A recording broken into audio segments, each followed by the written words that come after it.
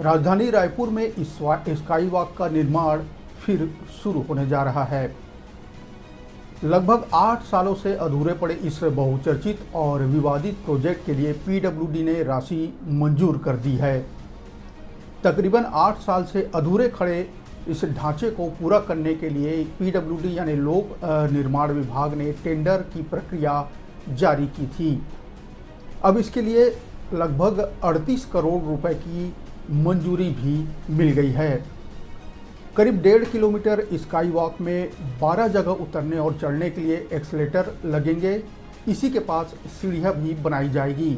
इसके अलावा 2 जगहों में अलग से सीढ़ियाँ बनाने की योजना है। लोक निर्माण विभाग मंत्रालय ने के जारी आदेश के अनुसार PSS construction private limited Raipur को यह जिम्मेदारी या काम सौंपा गया है। यह प्रोजेक्ट पहले ही कांग्रेस सरकार के कार्यकाल में अधूरा रह गया था। लंबे समय से इसे लेकर विवाद और राजनीतिक तकरार आपने देखी और सुनी भी होगी। अब भाजपा सरकार ने इसे दोबारा शुरू करने की घोषणा के साथ बजट स्वीकृत कर दिया है। प्रोजेक्ट की कुल लागत 37 करोड़ 75 लाख 70 हजार रुपये के करीब बताई गई है, जो पिछले अनुमानित लागत का लगभग 21% अधिक है। इस बार कार्य की गुणवत्ता, डिजाइन और पर्यावरणीय मानकों पर विशेष ध्यान देने के निर्देश भी विभाग ने दिए हैं।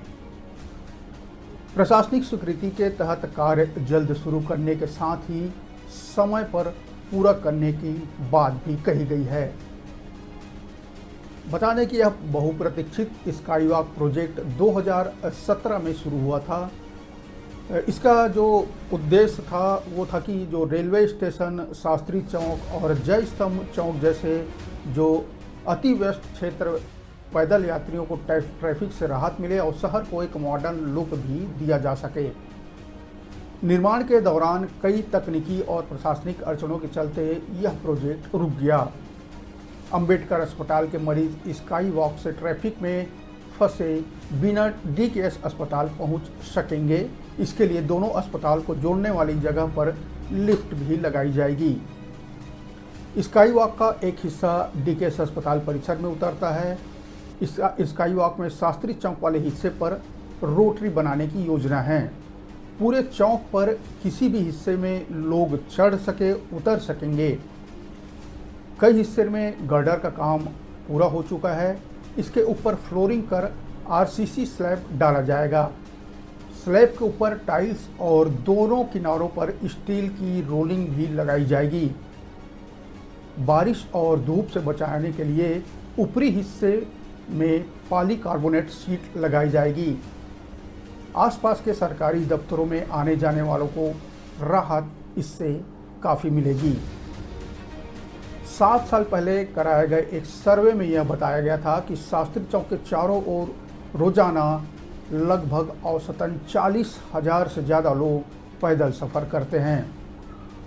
जयस्तंभ चौक पर स्थित मल्टी लेवल पार्किंग से शास्त्री चौक और अंबेडकर अस्पताल के गेट तक स्काई वॉक का स्ट्रक्चर लगभग तैयार है। पीडब्ल्यूडी के अफसरों की जांच में पता चला है कि इस ब्रिज से कई जगहों से एसपी सीट, एल्युमिनियम फ्रेम और डिवाइडर रेलिंग चुरा कर ले गए हैं। हालांकि ब्रिज में लगे स्टील और नट बोल्ट फिलहाल सही हैं। वेल्डिंग, पेंटिंग, फ्लोरिंग, हुड और फ्लोरिंग मिक्सिंग का काम अधूरा है। खुले में होने की वजह से बारिश और गर्मी के कारण कई हिस्सों में जंग भी लग गई है। तो स्काई वॉक पर पिछले कई सालों से भाजपा और कांग्रेस के बीच राजनीति चलती आई है। कांग्रेस कई बार इस पर आरोप लगा चुकी है कि भाजपा के समय में इस पर जोरदार भ्रष्टाचार हुआ है। तो भाजपा भी कांग्रेस के ऊपर कई प्रकार के आरोप लगाते आई है।